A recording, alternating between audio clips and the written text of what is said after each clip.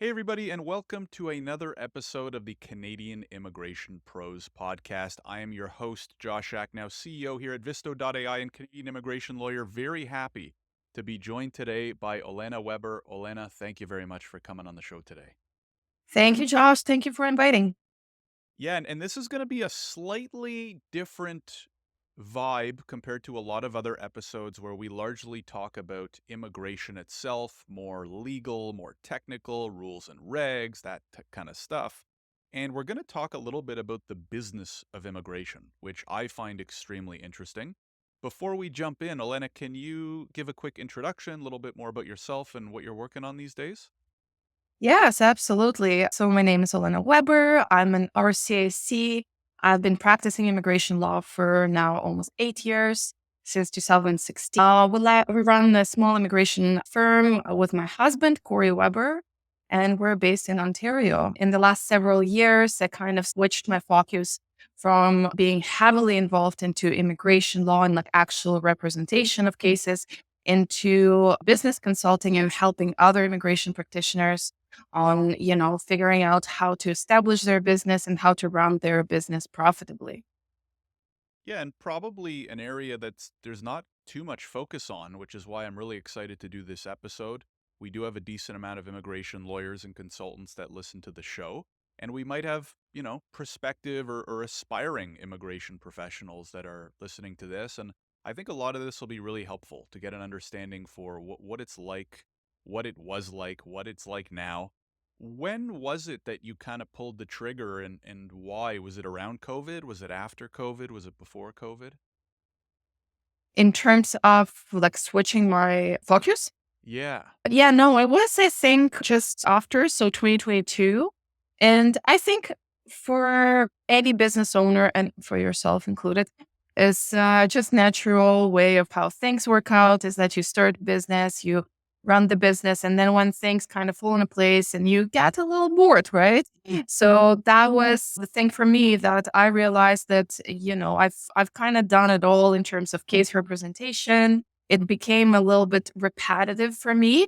And I really found more passion into actual topic of how to run this business profitably, how to, manage finances, manage actual, your service line, your pricing strategy, like all of that. And I really, really super love those, topics. And I started talking to other RCACs and immigration lawyers who started asking me questions. Okay, like how much I should charge, what would be, the services that I need to provide in order to stay profitable in this business. So naturally, just my focus kind of shifted around 2022. Yeah.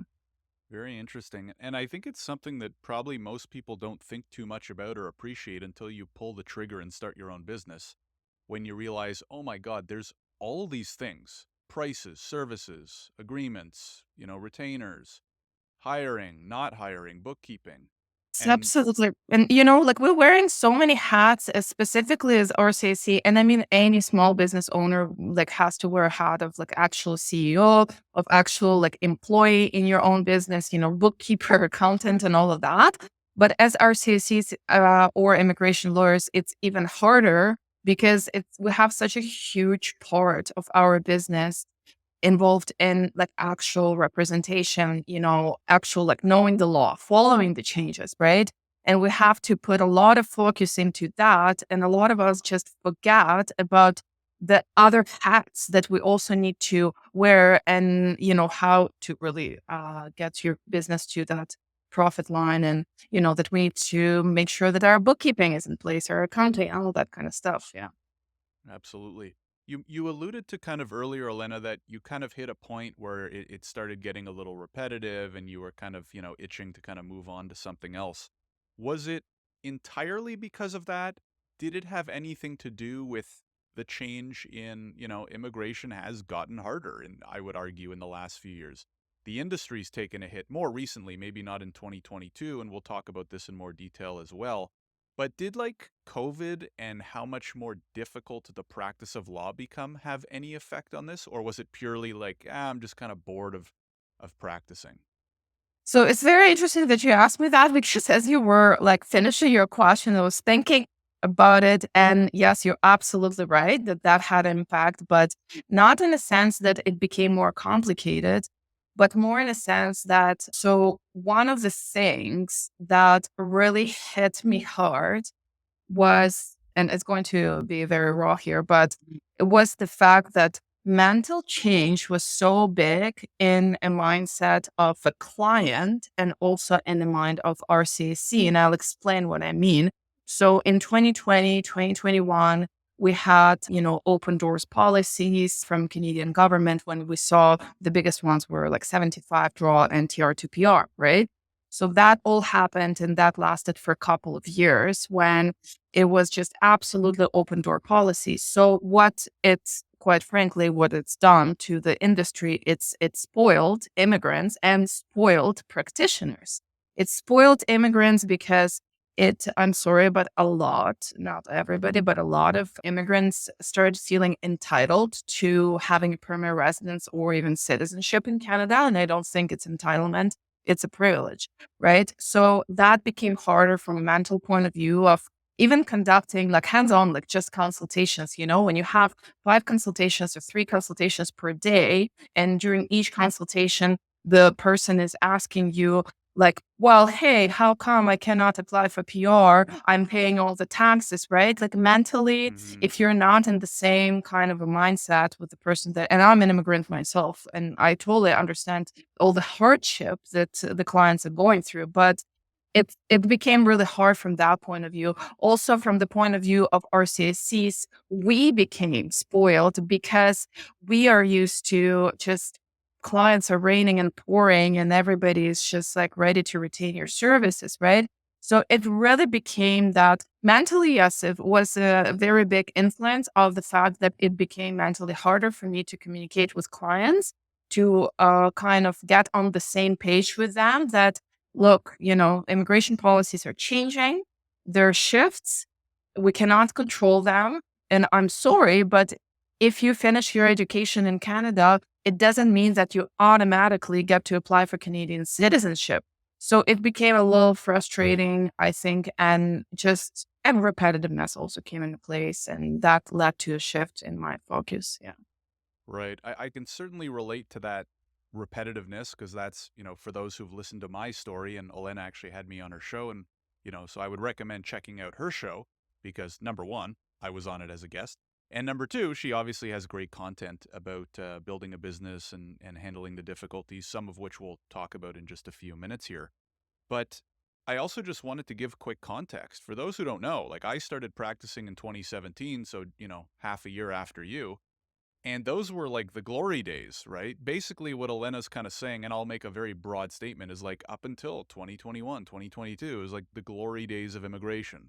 Open door policy, like you said, express entry was easy. A lot of PR was easy, which meant it was easy for aspiring immigrants. It was easy for professionals. And I think we're seeing a big shift, especially since around 2022 as the immigration policies have shifted. And so a lot more difficult, number one, I think, to practice due to all the legal changes and, exceptions and, special programs. And then, like you said, there's like kind of different expectations, especially now that it's harder. So at that point, did you know that you were going to kind of take this second path? Like, what take us through kind of the decision making? I'm assuming you didn't make it over like one day. Were you thinking, "Hey, there's already people reaching out to me, maybe I should go this coaching route?" Did you have any thoughts of like, "Hey, maybe I want to shut down my practice and do something else?" What was kind of the thought process, and then how did you ultimately end up opening up this, we'll call it like second revenue stream or second business, or however you would call it? Yeah, it just happened very naturally. And it's just RCC started reaching out to me. And because our firm was going through the change of, adapting to the new reality of, express entry draws, I think stopped, if I'm not mistaken, end of 2021. That's when the shutdown of express entry kind of happened. So our firm was going through changes of, adapting and like making sure that our profitability is still up there. So other CSCs started reaching out to me. So I just, became like super interested in this topic and started going for it. And then it was, I don't know, I'm just like very entrepreneurial in that sense. So just one day I literally like spent half an hour doing the page for my RCSC business coaching and then just posted it. And like, I just thought like, whatever, if somebody signs up, that's great. And then I had that very first time I had 8 RCSCs signing up within, matter of couple of weeks. And I did my first cohort of RCSC business coaching. And then I saw how much of a difference I made and how much of a difference it made for RCSCs who just started out, but also I had people who already been practicing for a while. And it made like an instant change in their business when they were like, whoa, like this month I brought way much more revenue than I've ever seen. And just because I tweaked a couple of little things, like, I mean, it's not rocket science, but like, it's just to be more intentional in business, it requires you to stop and focus and like put a little intentionality into your business. And that's what, really my program does. It gets your opportunity to kind of like stop and focus and think about, okay, what are you doing? Instead of constantly being, I feel like a lot of immigration practitioners, including myself, we're so reactive all the time because there's so many changes every day that lead us to just react with our business instead of being intentional and actually being proactive of like what service I'm providing, how much I'm charging and all of that. So yeah, I think, there was no really decision making process for me. It was just like a kind of gradual change. And Mhm. I'm always saying that we should keep business fun. And when immigration law became less fun for me, I started just looking for more fun in my next business. And it is fun. So that's what I'm doing. I'm just doing things that bring me joy. Yeah, and that's probably the best way you could start a new business, right? This isn't a business building podcast, although I do spend plenty of time in my other kind of social media channels talking Yes. about that. But that, throw up a quick landing page, start having chats with people, promote it, see if it kind of clicks and expand from there. So that's really interesting. And the other thing I wanted to ask about was part of why I mean, you just keep hitting the nail on the head is like number one, immigration firms can be great businesses. They don't have to be rocket science. I would argue it's getting a little bit harder now because of the industry, which we'll talk about. But at least in law school, they don't teach you how to run a business, right? They don't teach you how to start and run a business. Is it very similar with the college for consultants? Like, is it more focused on substantive immigration law and processes, or do they have parts of the course that kind of train you on entrepreneurship and related topics? Yeah, I do believe that they have some parts of the course, at least when I was finishing the course, they had, and even as a part of our PMEs, which is practice management education, that you have to, it's compulsory, right? You have to go. They had like some business management type of a session. And so they did try. And I know that from a lot of my students or CACs who went to Queen's University, that they do have at least one of the courses focusing on business. But of course, it's not to the extent of practicality that we want it to be. To be honest with you, even in business school, they don't teach you how to run business, right? Yeah, Because it's it's true. all we're talking about all theory. Like I went to business school and it's a great, theory. It's a great like base to have. But it's not like a manual that like, okay, day one, you open your firm and then, this is what you do. This is what you do with your bank accounts, which is actually to me surprising that it's actually super hard to find content on how to manage your finances in business and what you actually do on day to day with your like actual bank accounts and how do you, manage your funds and make sure that you are keeping yourself profitable, right? So yeah, I think it's not only like specific to immigration law firms, it's just for any small business owner. It's Hmm. not that easy to find a practical approach. And even if you go to formal schooling for that. Yeah, I have a BCom, and probably the only class I remember and found the most helpful was it was one class on entrepreneurship where we actually had to start a business because, like you said, everything else was like reading and memorizing a textbook, most of which I've forgotten ever since. But anyways, that's a whole other conversation. So, what would you say, Elena? Like, There's been a lot of changes in many different ways in this industry over the last few years, from the government policies and open and closed doors and Canadian, sentiment towards immigration, the financial markets, all this kind of stuff. What would you say are some of the biggest changes in immigration that immigration business owners, consultants, and lawyers should be aware of, or that you're spending, a lot of focus on as a business owner yourself? Well, I think the ultimately it's just the biggest shift is just shift in policies, right? And especially in temporary residence and temporary residence quotas for study permits and soon to be for other temporary residents, right? So I think that's just the biggest because it forced overseas immigration practitioners to adapt their businesses so much.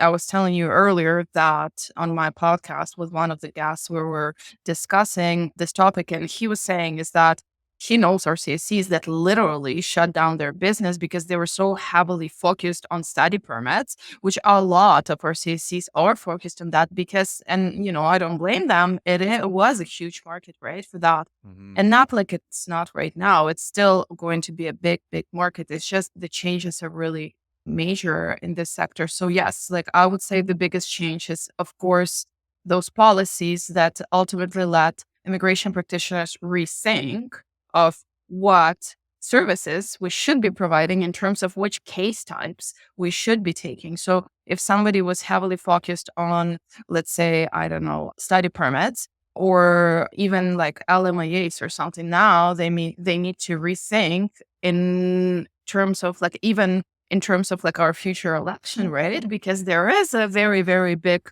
chance that conservatives will come. We don't know, of course, but we know that the last time the conservatives were in power, because I was immigrating in 2011, 2012, LMIAs were like just totally crazy. Like it was really difficult for companies to obtain LMIAs. So we'll see what's going to happen. But those are the kind of, intentional thoughts that have to be going through RCCs or lawyers' hat, right? That, okay, what case types my business should be focusing on right now Hmm. and what it should be this year and what it should be probably in the next like 2 to 3 years, like short term, right? Because we cannot Yeah. predict what's going to be long term. So that's the biggest one. And the second biggest one, like, of course, first policies, and the second, I would say inflation.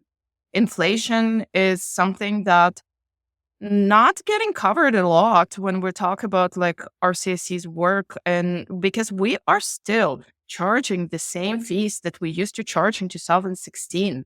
The fees have not changed. I literally remember when I started, lawyers, immigration consultants used to charge $3,000 for express entry. I just remember it clearly. Right Hmm. now, 3,000, 3,500. That's still the same. But listen, since 2016, inflation rate has been so high, right? Right. So that's something that definitely cannot be overlooked.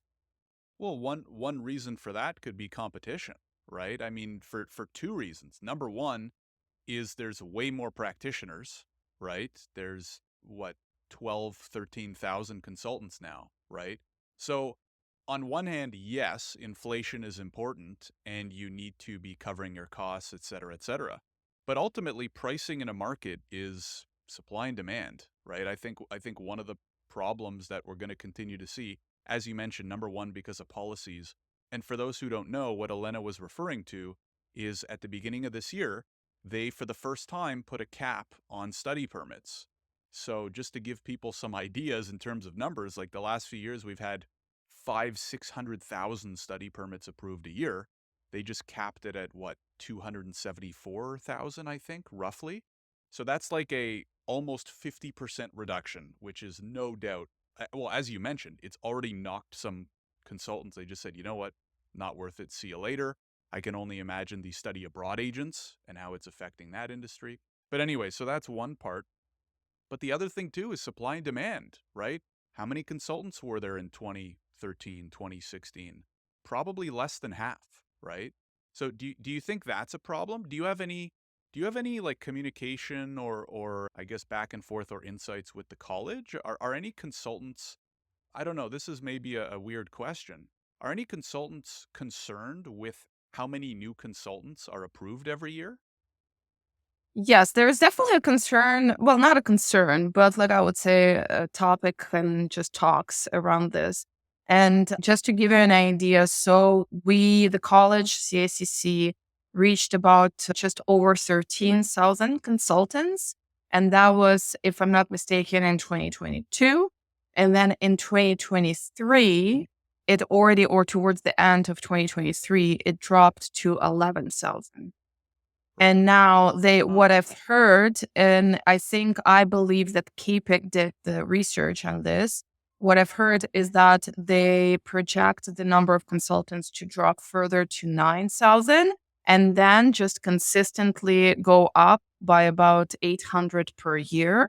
That's the numbers that I've seen online. And I believe that was CIPP research.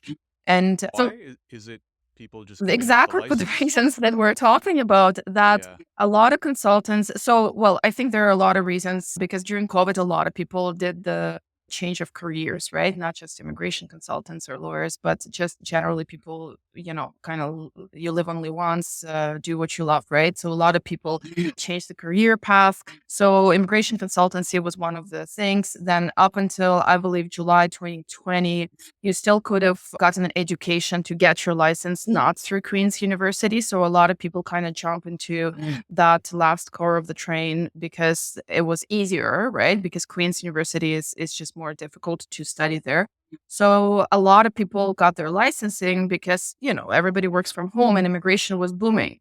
Now, when immigration stopped booming, then people are like, okay, that's not that easy. Well, it's true. Like, that's what it seems on outside, is that, look, you charge, let's say, like $3,500 per PR case. All you need is just three PR cases per month, and you're already making probably more than what a lot of people making in a full-time, like regular job, right? So it seems Hmm. like no brainer. The thing is, when you get your license and you go on the inside of the business, it's not as pretty as, just get three clients a month and you're happy. So I think the drop was definitely because a lot of people just thought it's easy. It's like a real estate license, right? Like people are like, Yeah. wow, I just sell a house, I get 20 grand. So that's great. But then if you look at the statistics, it's only like 1% of real estate agents actually make over $60,000, right? So Yeah. so it's kind of amazing. So it's kind of the same. So they just naturally dropped because not everybody is built for business, but also not everybody had the access to information of like, okay, how do I start immigration business? And how do I make it profitable? And where do I even start? Because the clients are not like horny raining from the sky anymore like they used to. And Yeah. yeah, that's why there is a drop. I don't think there is any hesitancy in our CACC or immigration consultants community just because it's like there are so many new people. I don't think so, because I found it actually being very welcoming to new immigration consultants. And there are a lot of consultants even right now getting licensed, and I meet a lot of them. And the whole atmosphere is actually very welcoming because we just want people to succeed. Of Right. course, nobody wants to see incompetent new consultants, right? But we want, them to succeed. So yeah, it's been good, I think. Like, and it's a natural selection kind of thing. You get your license, and within, it yourself, Josh, like within the first year, what is it, like 50% of small businesses flop or something like that, right? So that's Yeah. exactly what it is. Maybe even higher. I guess probably depending on industry as well. But yeah, no, that's super interesting, and I can definitely echo, like, we work with more consultants than we do lawyers, and definitely a welcoming, friendly crowd, I would say. So totally get that, and seeing very similar things as well. The other point that you mentioned in your previous answer that I wanted to dig a little bit deeper on is picking the right areas to focus on, aka the types of applications. And this is, I think, something that probably most people don't even think much about, which is, hey, I'm opening an immigration firm. I'm new. I don't have any clients. I'm just going to do anything and everything because I need clients and I need money and I need to pay my bills. And that might be okay at the beginning because you need money and you need to pay your bills. But what would you recommend, or what do you recommend to the consultants that you're working with about, picking a niche, picking a line of work, like you were alluding to earlier, right? Hey, they just cap study permits. Maybe you shouldn't focus on those anymore. I'd love to hear what what your Exactly. teaching is there. Honestly, it's the most important thing I would say, and that's like usually in my, course, I start with that is picking what cases you are going to undertake and then prices that you are going to charge. And if every RCSC or immigration lawyer out there was intentional about these two simple things, they would have their business absolutely 100% more successful. Most of people, like literally 80% of people, they're just not intentional. They don't think about it, right? So in terms of picking the cases that you're going to work with, it is, first of all, it has to be done at least on yearly basis, right? You have to be intentional, but in a perfect world, I would say even like every 6 months, you have to reassess just because it's so changing, right? Like Mm-hmm. there's a saying, I think what was it? The only constant is a change, right? So Mm-hmm. that's exactly about our immigration climate here. So you have to reassess what cases you're undertaking. And I always say that pick three main case types that you're working with this year, three types. And the number one thing that you should refer to when you're picking those three types, it would be immigration level plans.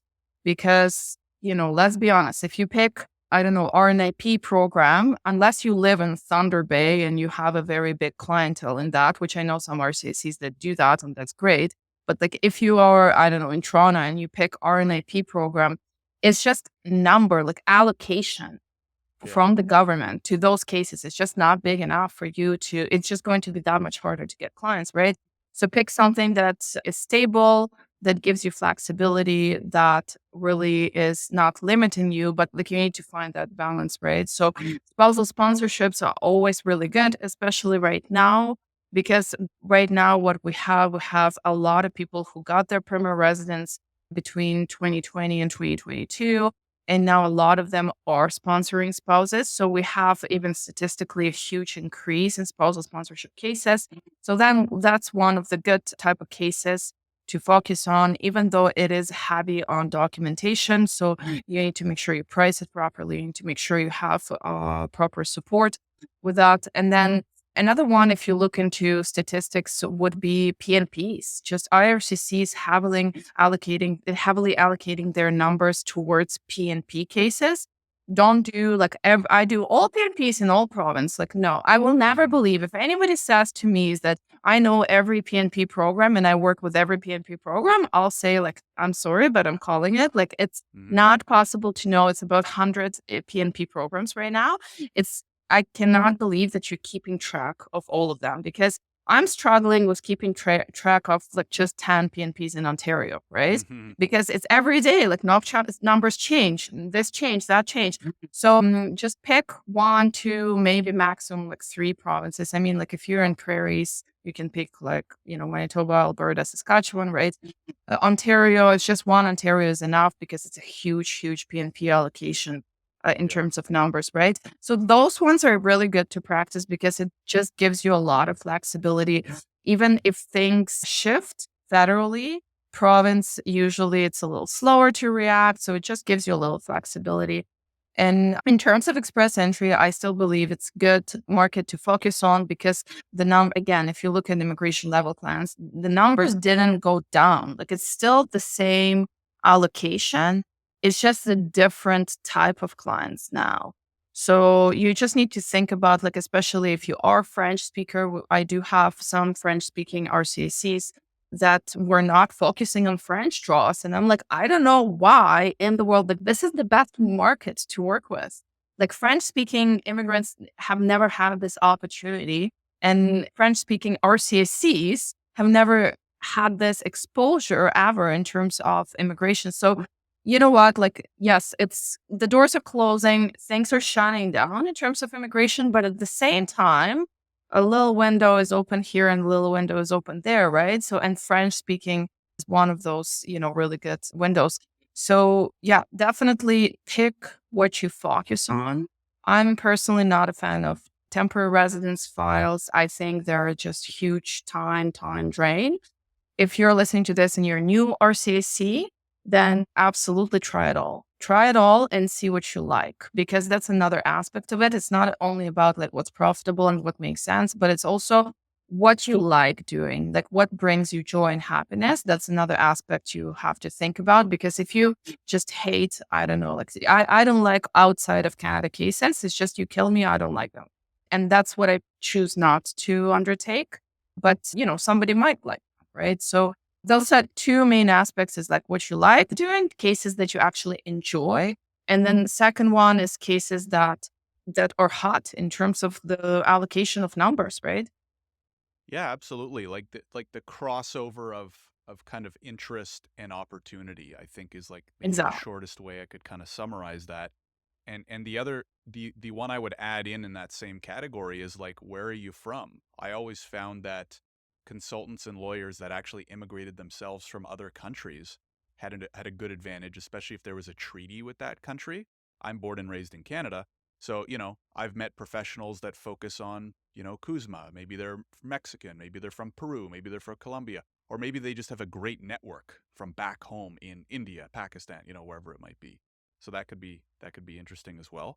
I will give a quick soft plug to Visto.ai because those temporary files, especially if you're spending time on those forms, we fill them out in one click pretty well. But anyways, I won't spend much more time on that. The last thing too, kind of on this topic, and I wanted to ask about is we've mentioned a bunch kind of like lacking intention and maybe not pricing or focusing as intentioned as someone should be.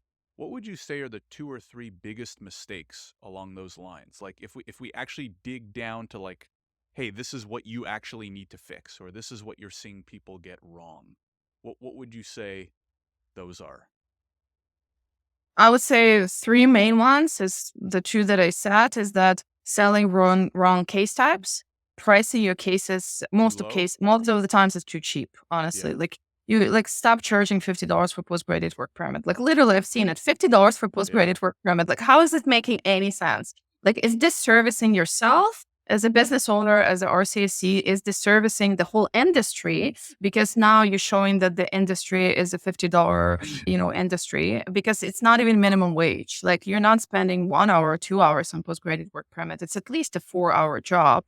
So, Mm-hmm. anyways, and then you're disservicing, most importantly, your clients, because you cannot do a good job for $50. Like it's just not going to happen. Yeah. So that's just crazy. So cases that you're picking to undertake, prices that you're charging. And then the third one is a very, very big one. It's finances. And we touched on this in my podcast, is growth. So what I see a lot is that business owners, they really think about their ego and their like, I want to have this big office with 20 workers, with or whatever, like 50 workers, whatever it is. I have so many assistants. I would ask somebody, how many people help you with marketing? Oh, I have 6 people who are helping with marketing.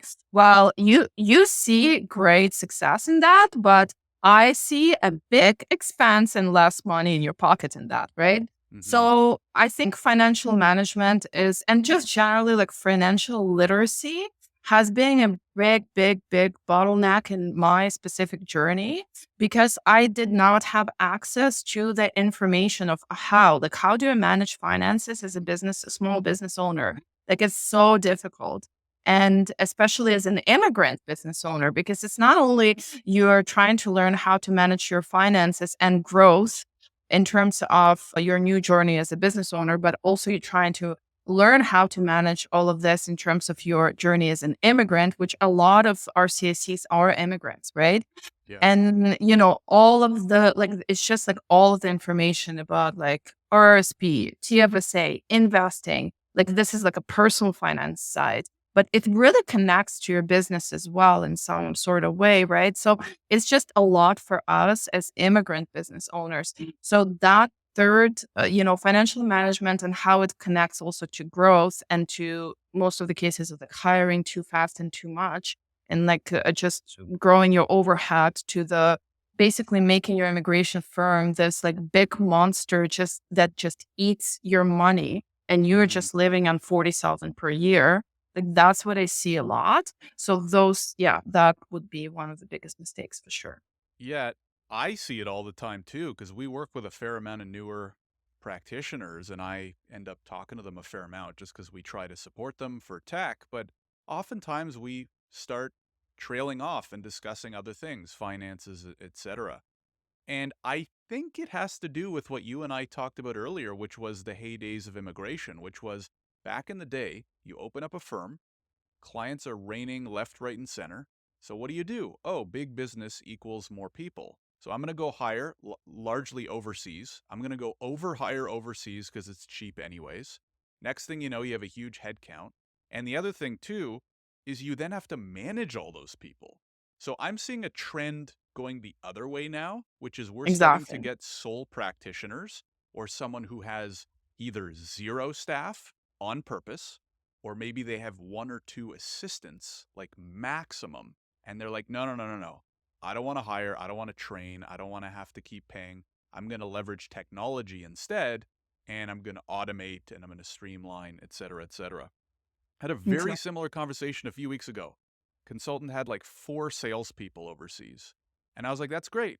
How many new files are they? Like, you can have 6 people in marketing, you can have 4 people in sales if they're generating a whole bunch of revenue. In this case, they were not, right? So I'm like, what are you paying these people? Like, how much time are you spending managing these people? And are they bringing in 10 to 20 new files per person per month? And of course, the answer was no, right? So how do you justify? Um, Exactly. No, I think it's just one big question that sounds very simple, but business owners have trouble with answering is that what is the whole goal or whole point of all of this? Like, why you running business? What is your goal? Like, in a very, just tangible way, what is your goal of running a business?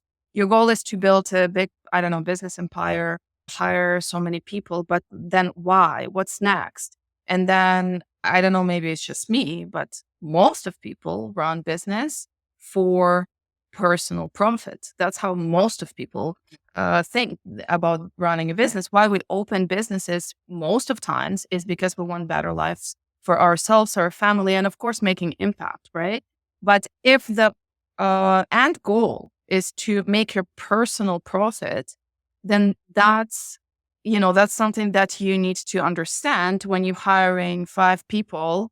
Then you're like getting a little bit further from that because that 5 people, even though they're maybe overseas is cheaper to hire, but it's not free. So you still need to manage those people. You need to, and you're giving up your freedom for that as a business owner. So I like how you said, and it was like really good post on LinkedIn for you, Josh, that you see this trend of immigration companies going the other way. And that's what I really, really promote because I want everybody to manage their business in a very, very extremely simple way. The simpler things are, the better it is, the bigger margins you have, the bigger profit you can draw, and all of that. So I really like this trend because I think by the end of the day, it's going to benefit not only our CSCs, but also the clients, also immigrants. Because if you're running small, simple, and highly profitable business, then you can benefit your clients in a better way. You can deliver much better customer service. You don't need to have 20 files per month. All you need to have is very, very good, high paying 5 to 7 to 10 maybe customers per month. And that's your goal. And you can really, really run good business with that. for sure. I mean, even a step further, like if you don't live in the middle of Toronto or Vancouver, you could get 2 to 3 clients a month, assuming you're charging appropriately, which should be, depending on file type, anywhere from like 3 to 6 thousand or more. And you get 3 of those a month, and you're clearing 9, 10 thousand a month. You're making 6 figures, right? You don't have to manage anything. The only thing I wanted to add to, as you were answering, is what people are looking for in business is freedom, right? Yeah. Which is related to the money side, but it's exactly what you said: profit, making more, the chance at outsized returns compared to like a salary, and more freedom. But when you overhire, you're just giving away your freedom because now you're answering questions, you're handholding, you're fixing mistakes, all that kind of stuff. So, anyways, we're you and I think along the same lines in many ways. What I'd love to know is, so let's say there's some practitioners out there listening right now and they're nodding their heads and they're like, ah, crap, yeah, like I do have too many staff, or I'm just getting started and I never thought about this stuff before. or I'm in the middle, I've been running a practice for a few years, but it has been so much harder. What are like the best two or three actionable tips or pieces of advice that you would recommend that they do, even right after they obviously finish listening to the rest of the episode? But what would you say are like the two or three most actionable pieces of advice immigration practitioners should be taking right now to address these challenges? Well, I think number one is that that's just very basic step. You need to go into your calendar, Google, Apple, whatever you're using, Google, Apple Calendar, and just pick a weekend, a week, I don't know, pick 3 days where you're going to block off from all of your meetings, all of your things that you have on your list to do. Just block off those 3 days and say to yourself, okay, these 3 days, I'm just going to take time away from my business, from my family, from my life, and I'm going to stop and think about what I want my business to look like, what I want my life to look like, and what steps do I need to take for that? Because what I see is that, we're off to the races, right? Like today is Monday, we have all the things on our agendas, and it's really difficult to stop unless so if if you're lacking your freedom in your business, if you feel like you can never catch up on, on your profits, on expenses, like I encourage you to take this as your sign. Just block off 3 days and spend those 3 days and reach out to me. Like, go on LinkedIn. You can reach out to me in just direct messages, and I'll help you to take these 3 days further and just focus on reassessing. So, reassessing your business, your daily life. Because for us, business is not just business, it's our life. It intermingles with our family life as well, right? And with Mhm. everything that we do. So, reassess where you at and where you want to go. That's step number one. And that's what a lot of people don't do, because it's like we constantly feel we cannot afford to take a break, which is actually taking a break sometimes is the most money making thing that you can do, is taking a break. And Mhm. that's number one actionable thing I would suggest. And number two, honestly, just reach out to me. Just reach out to me. We'll talk, text me or email me. And Josh will put some links in the description of this, and we can talk about this, because it's just my passion is not only about you said it right. Freedom and money, they really interconnected. So you making money not just because you want to be rich, right? You're making money because you want to create life for yourself, for your family, and you want to create some sort of an impact, right? So I'm like super passionate about that. So please reach out to me and I'll tell you what to do during those 3 days as you're reassessing your business. Awesome. Yeah, no, I mean, everything you said, I couldn't agree more with. It's so easy to get caught up in the business. And if you don't take time to kind of step away from it, almost look at it from like that 30,000-foot view and, make some big objective, assessments and changes, then everything won't, nothing's going to change. So I think that's great Yeah. advice. I think it's kind of a great note to end on. Olena, you mentioned reaching out, which I would highly recommend. I've gotten to know Olena very well, and she's really good at what she does. If people do want to, maybe they want to research more about you before they reach out, or if and when they decide they do want to reach out, where would you say are the best places to find you? I think LinkedIn, you can just look me up and DM me, connect with me. Nowadays, I'm actually super impressed with LinkedIn because I've never been active on it. And I started being active on LinkedIn only like 3 months ago. And I'm like, wow, this is a whole different world. I love it. So, yeah, that's for time being, this is the best place. You can also visit my website, olenaweber.com, and just research about me. Yeah. Awesome. And we'll have links to both of those in the description if you're watching on YouTube or listening on your favorite podcast platform. Olena, thanks again for coming on the show. We really appreciate it. Thank you for having me.